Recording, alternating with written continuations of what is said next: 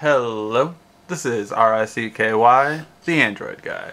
Today I'm going to be going over the full review for the Toshiba Excite 10. So first thing, just on the design, look and feel and features of this tablet. It has an aluminum backing on, which is really nice. Probably the nicest aluminum backing I've ever felt. Unlike other aluminum backings like the Asus Prime and the iPad, which are very slippery, this one allows for a really good grip. So definitely a lot nicer feeling than other aluminums. As far as the camera on the back, it is a 5 megapixel with LED and autofocus. Now, the tablet itself, you have a 2 megapixel in the front, a microphone on the top, 2 stereo speakers on the bottom, as well as a proprietary huge connection, which again I've said repeatedly, Toshiba, please downsize. The plug is just too big. Alright, that's what she said. In terms of this connection right here, you have a full SD card slot, which is one thing that makes this tablet unique from every other tablet. It does have a full SD card slot, and that can go up to a 64 gig as far as I know. You have a micro USB, micro HDMI, and headphone port on this side as you saw me push it. You have the power button, the lock screen button, and the volume up and down button. Now, one important thing to note, that lock screen button is also on the tablet itself, but you can just, if you like one more than the other, then just do it that way. Alright, the unlock feature, you do have the chance to go to camera or to, of course, unlock.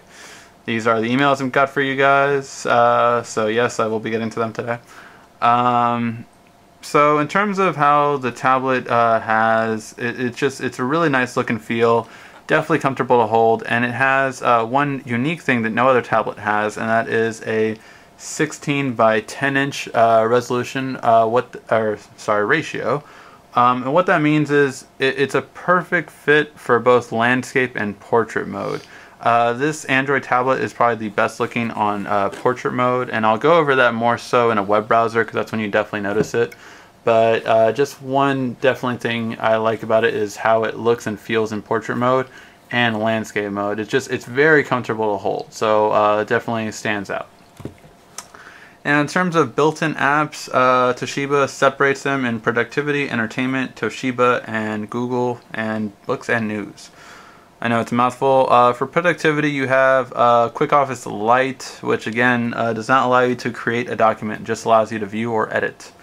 Print Share, LogMeIn, which is probably the best one. You have a free LogMeIn account, app, which normally costs 30 bucks, so that's pretty nice.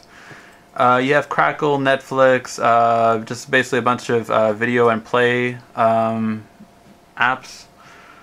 On Toshiba's own apps, you have the File Manager, News Place, Book Place, and Media Player. The Media Player is pretty neat.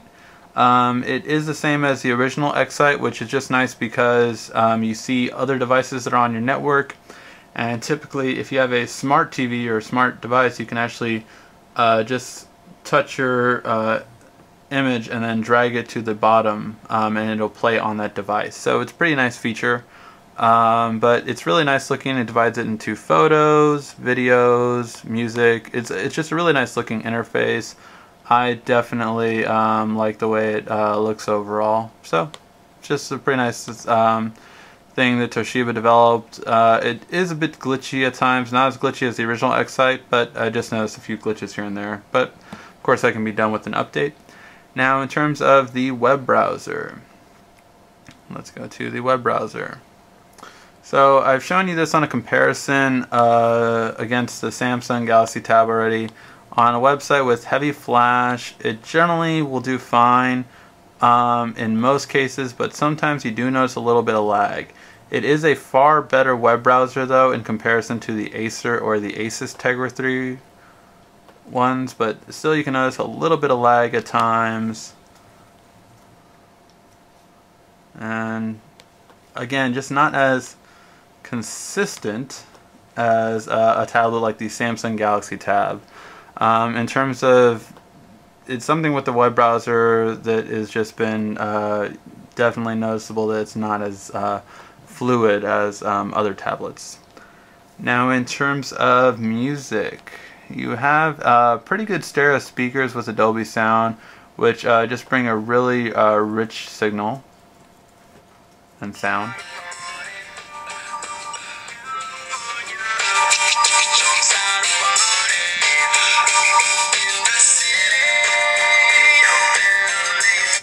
So very loud and very good. It's really noticeable when you're playing music and also when gaming. It really brings a really good experience to that.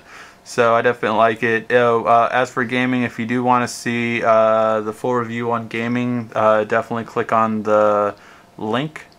And I did do a review of all these games played on this tablet, so check that out. In terms of movies, again, the stereo speakers make it really nice, especially compared to a tablet such as the Asus Transformer Pad 300. And just let me play that so you can see it.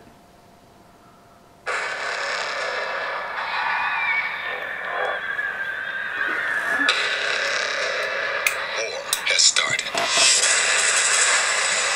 and we are hopelessly outgunned. Director Fury, I think it's time.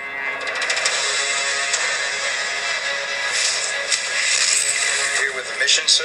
Trying to get me back in the world? Trying to save it. Doctor, I need you to come in. Alright, so video playback is pretty clear.